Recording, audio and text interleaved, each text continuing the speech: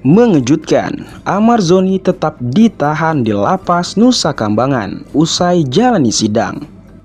Direktorat Jenderal Pemasyarakatan Ditjenpas Kementerian Imigrasi dan Pemasyarakatan memastikan bahwa terdakwa kasus dugaan tindak pidana narkoba Amarzoni tetap ditahan di lapas Nusa Kambangan, Cilacap, Jawa Tengah.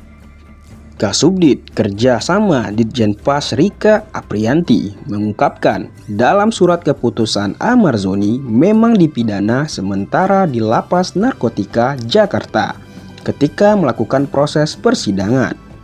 Sesuai dengan surat keputusan yang dikeluarkan Ditjenpas terkait permohonan dari kejaksaan untuk Amarzoni dipidana sementara di tempat sementara di Lapas Narkotika Jakarta selama masa persidangan, kata Rika saat dikonfirmasi.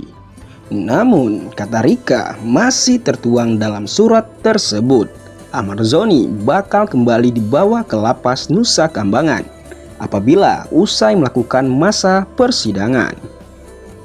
Dan dalam surat itu juga setelah masa persidangan Amarzoni dan kawan-kawan kembali menjalani pidana di lapas Karanganyar sesuai dengan keputusan atau surat izin dari Ditjenpas, ujar Rika. Diketahui Amarzoni didakwa kasus peredaran narkotika di dalam lapas. Ia menjalani sidang dan pengadilan negeri Jakarta Pusat. Usai jalani persidangan, Amarzoni ajukan permintaan agar tidak dikembalikan ke lapas Nusa Kambangan. Permintaan Amarzoni itu sudah disampaikan ke Direktorat Jenderal Pemasyarakatan Ditjenpas. Selama menjalani masa persidangan, Amarzoni ditahan di Rutan Salemba, Jakarta. Menanggapi permintaan tersebut, Ditjenpas menegaskan hingga saat ini belum ada perubahan terkait lokasi penahanan Amarzoni.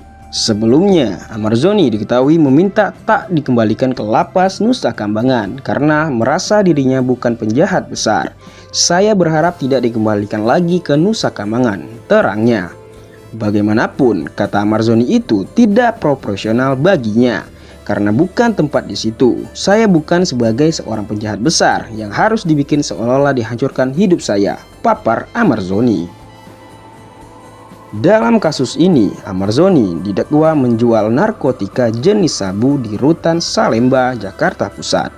Amarzoni menerima sabu itu dari seorang bernama Andre, lalu dijual dan diedarkan di dalam rutan.